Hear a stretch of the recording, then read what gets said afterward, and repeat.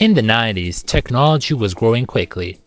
Computers were more and more becoming a part of the modern household, and companies wanted to expand their franchises in innovative ways. Creating new forms of marketing through technological ways wasn't as common as it is today.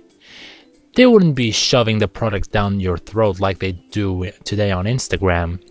So with technology growing at a quick pace and times and tastes changing along with it, product commercialization had to be adapted to this modern world. Believe it or not, in the 90s and the beginning of the 2000s, companies found promotion in the form of gaming. For obvious reasons, you wouldn't get these games by choice. They would usually come to you as a cereal box prize or the new toy on the Happy Meal. These were called promotional video games. I mean, that's the only way we could get games like The Jungle Book #2, the Metabots on Fox Kids despite the fact that my country didn't have Fox Kids, or even Colacao, El CD número 2. Love that cereal. It was just so good. One of the companies that found a way to promote their product in this now outdated form was the Italian car company Fiat. Their product was the ugly yet original car called Fiat Multipla. A car with 3 seats up front. Aha! Through ways of a game called Multispy. So let's dive right into this game and see what's in there. Part 1. The timing of its creation. At the time, multi-purpose cars were becoming more popular in Europe, like the Renault Megane Scenic. Cars like these were popular amongst families, and seeing that the French car company was making tons of money, the Italian automobile company wanted in, and came up with their own concept of a car with one more seat and even slightly higher ceiling. But that's not all. The car could also allow you to take all the seats you don't need out. Need a larger trunk? No problem. Need some space? Just take the middle seat out. It was creative, it was easy to park even without parking sensors, and provided tons of visibility for drivers. So in 1999, sales of one of the ugliest cars began. But unbeknownst to some, the marketing of this car was just as creative as the car itself. To interested buyers, you could cheaply attain a promotional game called Multispy, subtly explaining everything the car could do. I got this game when my godfather was looking for a car. He bought this game but had no computer, so he gave it to my aunt that had a computer but had no patience for games because she was in college. So she allowed my brother to play it while I watched. We were kids.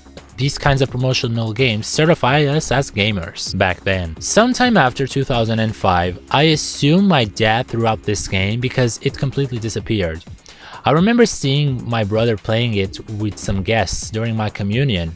So when I was living in Madeira for 3 months, a seller of this game residing on the island sold me this game in 2017. So what exactly was this game about? Part 2. The characteristics of the game. Multispy is also influenced by computer gaming at the time. It's a point-and-click adventure game that every 90s kid has played in the past. Don't even lie about it. Apparently, Fiat is launching a new car and has hidden what all its functionalities are all over the world. In order to find them, we have to take on the role of 6 references to detectives, like James Bond, Jacques Rousseau, and Miss Purple, and so on and so on and so on. Gotta say that in spite of this being a cheap late 90s game, this really feels like I'm playing through a whole episode of Daria. I know it sounds weird, but just watch Daria, okay? In every campaign, there are mini-games to play that will grant you one of the words you are looking for. In every section, you are introduced to every character you are playing as. Not that you'll spend too much time in here though, but it's a nice touch. In every section, there are clips that you can watch about the car, which is a nice way to promote your product. But even when I played this in older computers, I could never get them to run. That's another thing. I know that you need a proper software, but those PC games that have videos for you to watch, did they ever work? In any case, the game doesn't stop because the video never starts. In the first one, you play as James Bond. Ha ha ha ha ha, get it? Funny. Then there is this, whatever this game is. It's frustrating because sometimes you need a piece and you end up losing it because of the treadmill is moving so fast. It's just boring. And it's long too, and tedious. Hidden through this level are dozens of drafts, pictures, and videos regarding the Multipla, which is a nice touch, and even a postcard from a character we will play later on.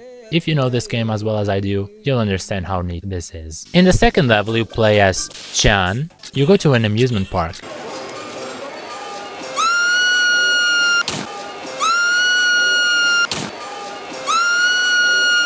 Yes, that voice wasn't edited. It's that jarring. Here you can play Tetris for some reason. Weird thing is, there are only street pieces. There's no need for you to play it, but it's there.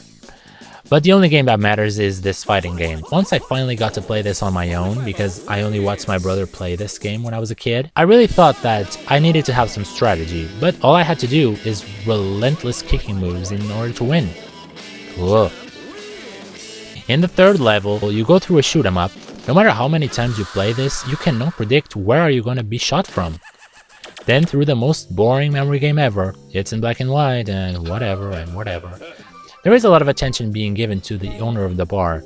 Perhaps some guy that worked for Fiat, maybe Giolitti, the creator of the Multipla. In the fourth level, you go to a kart track where you can play Simon Says and race in Vairanoka.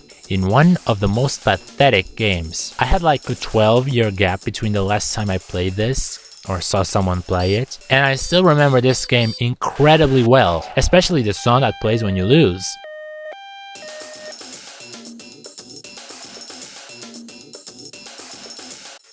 The strategy here is to change speeds constantly, and despite being so bullshitty and poorly designed, it was one of my favorites because I loved cars as a kid. Especially this one. The fifth one is the one I remember better. You have to watch a commercial, find a flute, and play another memory game in order to get the password. Yeah. Another game you can play is to get out of a maze with the least amount of souvenirs. The thing is, the controls are broken and sometimes you are going through walls without wanting. It's like you stumbled upon a component of this game that wasn't complete yet. But I have to say that this lady was my favorite character back in the day, and it still is now. I mean, not because she's called Miss Purple and I like that color, but whatever. The last game is the most clever one. It's a quiz show and that's the only thing you do here, but it's also a pedophile simulator. The questions here are all about Fiat Multipla. There is no punishment for getting a question wrong. If you get the questions right, you learn about something that the Fiat Multipla can do. I mean, how was I supposed to know that you can take the front middle seat and place a fridge in there? Or that the Fiat Multipla can hold up to 1,000 tennis balls? And that we could do this! After you complete all the campaigns, everyone gets in the Fiat Multipla and then leave. And according to another source I've seen on this game, another commercial plays with Michael Schumacher. But I've never been able to play it, even when I had an older computer. All it says is the words mountain bike in the end. And that's it, that's the whole game. Part 3. How did it solve? It's pretty well established that Fiat Multipla is one of the ugliest cars that ever existed, but many people, mostly Italians, saw the potential it could have. Through its lifespan, it sold well, and to boost sales, they even revamped the outside appearance. But it became so mediocre that apparently people didn't really fall for it, and sales ended in 2011.